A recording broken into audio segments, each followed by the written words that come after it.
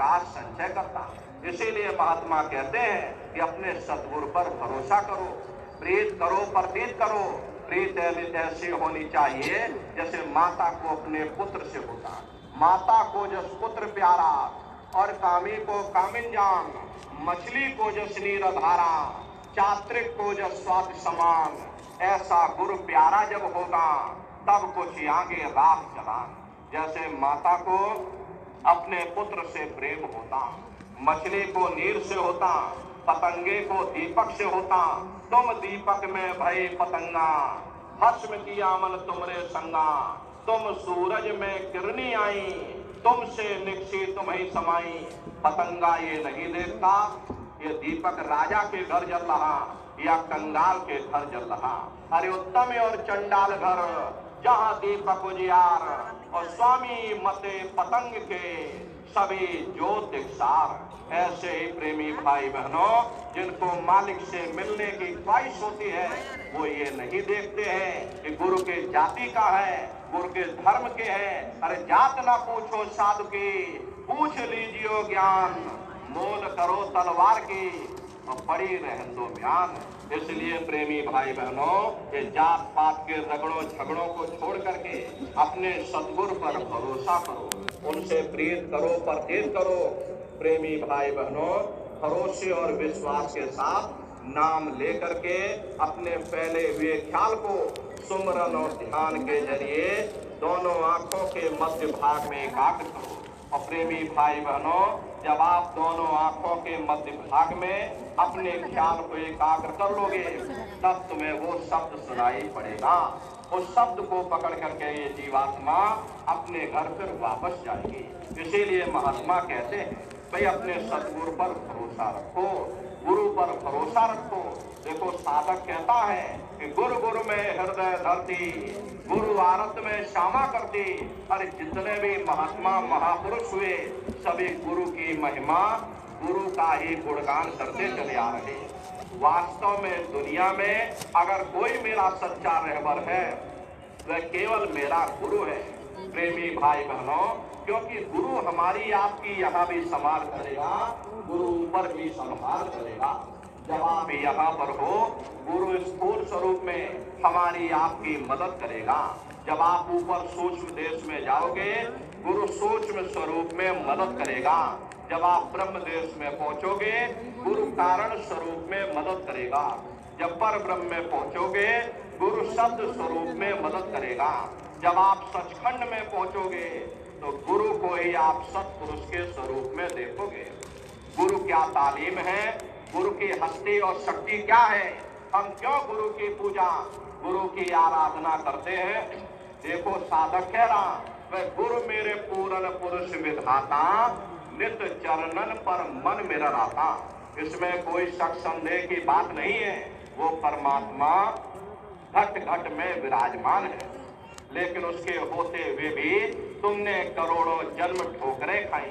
कभी किसी योनि में भटके, कभी किसी योनि में भटके, और जब तक गुरु नहीं मिला तुम दर बदर भटकते रह गए। और जब गुरु मिल गया तो वह मालिक भी हमको मिल गया। इसीलिए साधक कहता है भाई मेरा प्रेम, मेरा प्यार मेरे गुरु के चरणों में है। गुरु है अगम अपार नामी, गुरु बिन दूसर और न जानी। ईश्वर परमेश्वर ब्रह्म पार ब्रह्म, सतनाम से भी कोई परे है, जिसे हम अनामी कहते हैं। मैं अपने गुरु को वही समझता हूँ। अगर कोई मेरा खुदा है, कोई मेरा माई बाप है, तो वह केवल मेरा गुरु है। नहीं ब्रह्मा नहीं विष्णु महेशा, नहीं ईश्वर परमेश्वर शेषा। गुरु के मुकाबले न ब्रह्मा है जो दुनिया को बनाते हैं, न विष्णु है जो दुनिया का पालन करते हैं, न शिव है जो दुनिया का संहार करते, न ईश्वर है जो सहस्र दल कमल के मालिक है, न परमेश्वर है जो त्रिपुटी के मालिक हैं। राम कृष्ण ही दशावतारी, व्यास वशिष्ठ नाथ कुमारी।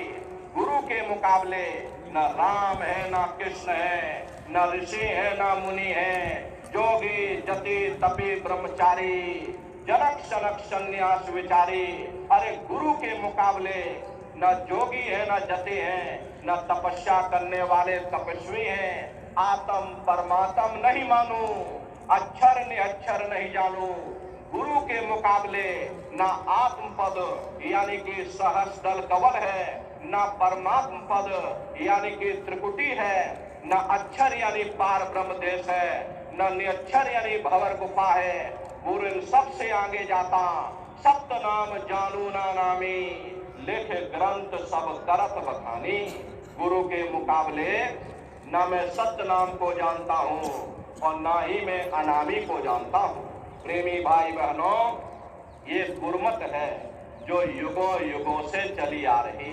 इसमें कोई शक संदेह की बात नहीं कि वो परमात्मा हर एक के अंदर विराजमान है, लेकिन उसके होते हुए भी तुमने करोड़ों जन्म ठोकरें खाई। आज हमारा आपका यहाँ पर होना इस बात का सबूत है कि हमें मालिक से मिलने की राह नहीं मिली। जब तक गुरु नहीं मिले वो मालिक हमको नहीं मिला, और जब गुरु मिल गए तो वह मालिक भी हमको मिल गया।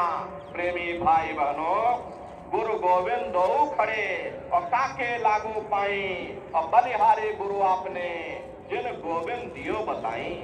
महिमा उन्हीं की है जिन्होंने उस गोविंद को लखा दिया। इसीलिए महात्मा कहते हैं कि सबको करो प्रणाम जोड़कर, पर कोई नहीं गुरु समसर। अरे मैं सबको प्रणाम करता हूँ, मैं सबका आदर सत्कार करता हूँ, मैं सबको नमन करता, मैं भगवान राम को भी प्रणाम करता हूँ, मैं भगवान कृष्ण को भी प्रणाम करता, मैं अन्य देवी देवताओं को भी प्रणाम करता। लेकिन जो प्रेम मेरा मेरे गुरु के साथ है वह किसी दूसरे के साथ नहीं हो सकता। प्रेमी भाई बहनों, अब सवाल ये उठता है, भाई जो प्रेम गुरु के साथ वह दूसरे के साथ क्यों नहीं? तो कहते भाई गुरु ने सबका पद दर्शाई, जस जस जिनके तस गत गाई।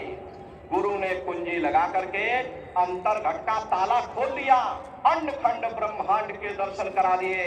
भाई ये राम भगवान का देश है, ये कृष्ण भगवान का देश है।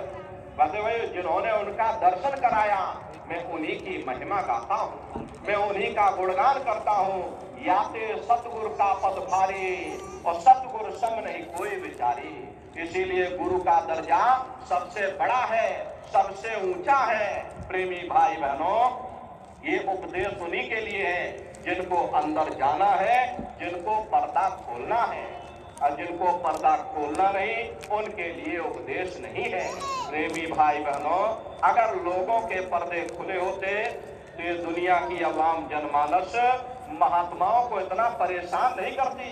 देखो गुरु नानक देव जी महाराज को तपते हुए तवे पर बैठाया गया, समरेज की जीते जी खाल खिंचवा दी गई, ईसा मसीह को सूली पर चढ़ा दिया गया, मीरा को जहर का प्याला दे दिया, पलटू साहब को जिंदा झोपड़े में फूंक दिया।